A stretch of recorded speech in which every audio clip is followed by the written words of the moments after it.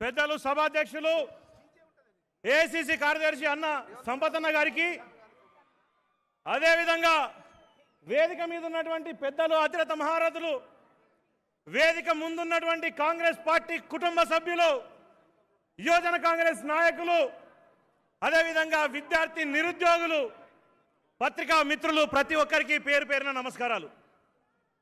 ఈరోజు తెలంగాణలో ఏం జరుగుతుంది? ఈరోజు తెలంగాణలో ప్యాకేజీలు తీసుకొని లీకేజీల వ్యవస్థ నడుస్తుంది. ఈరోజు తెలంగాణలో ఎక్కడికి పోతుంది తెలంగాణ? దేనికి తెచ్చుకున్నది తెలంగాణ? తల్లి సోనియా గాంధీ దేనికి ఇచ్చింది తెలంగాణ? ఒక్కసారి ఆలోచన చేయండి మిత్రులారా. 1200 మంది విద్యార్థులు ఆత్మ బలిదానాలు చేసుకుంటే, ఒక పక్క పార్టీ కూకటి వేలతోని పోతుందని తెలిసిన ఒక కన్ను పొడుచుకొని కూడా ఇంకో కన్నుకు వెలిగియాలని చెప్పి ఈరోజు తెలంగాణ ఇస్తే, ఈ తెలంగాణలో దేనికోసం తెచ్చుకున్నాం? నీళ్లు, నిధులు, నియామకాలు అన్నారు. ఈరోజు ఉద్యోగం నాకు రాకపోతే నా తమ్మునికో, నా అన్నకో, నా అక్కకో, నా మిత్రుడికో ఉద్యోగం వస్తుందని ఆశించి ఆ రోజు 1200 మంది విద్యార్థులు ఆత్మ బలిదానాలు చేసుకున్నారు. కానీ ఆ 1200 మంది బలిదానాలు చేసుకున్న వారిలో కూడా ఈరోజు ఉద్యోగం రాలేదు. ఒకసారి ఆలోచన చేయండి. 8 సంవత్సరాలలో ఈరోజు నోరు తెరిస్తే నీళ్ళు ఇస్తున్నాం, నీళ్ళు ఇచ్చినాం అంటారు. ఏం నీళ్ళు ఇచ్చిండ్రు? మొన్న చూసారు కదా కవితక్క, మందు నీళ్ళు ఇచ్చిండ్రు. మనందరం మంచి నీళ్ళు ఇస్తారనుకుంటే ఈరోజు మందు నీళ్ళకి అలవాటు చేసిండ్రు తెలంగాణను. ఈరోజు నిధులు ఎక్కడున్నాయి? ఈరోజు నిధులు వస్తే ఈరోజు తెలంగాణలో విద్యార్థులకు, నిరుద్యోగులకు కొత్త కొత్త ఉద్యోగాలు వస్తాయని ఆశించినాం. కానీ ఈరోజు కల్వకుంట్ల చంద్రశేఖరరావు ప్రధానమంత్రి కావడానికి ఈరోజు నిధులతో సేకరించుకున్నాడు. మిత్రమా, నియామకాలకు వస్తే వాళ్ళ కొంపకే నియామకాలు వచ్చినాయి తప్ప మన ఇండ్లకి ఎవరికి రాలే.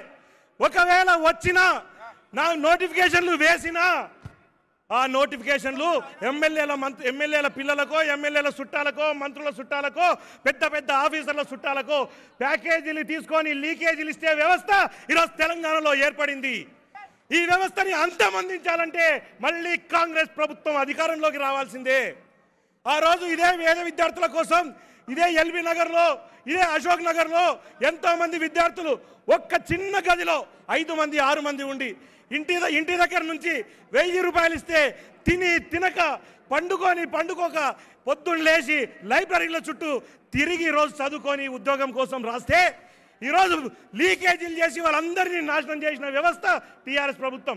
ఈ వ్యవస్థను అంతమొందించాల్సిన అవసరం ఉందా లేదా ఒక్కసారి ఆలోచన చేయండి. అవసరం ఉందా లేదా?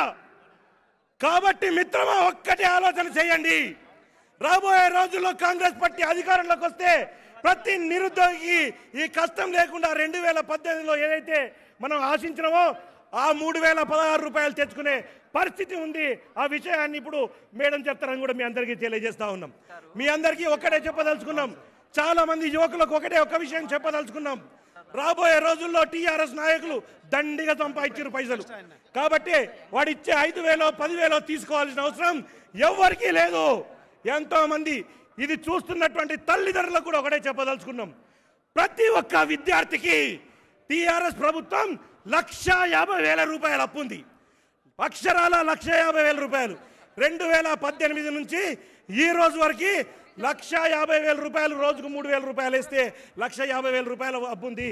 ఆ అప్పు ఏదైతే ప్రతి నిరుద్యోగికి 26 లక్షల మంది టీఎస్పీఎస్సీ ద్వారా 1 టైం రిజిస్ట్రేషన్ చేసుకున్నారో వారందరికీ ఇచ్చే వరకు తెలంగాణ యువజన కాంగ్రెస్ పక్షాన పోరాడతాం.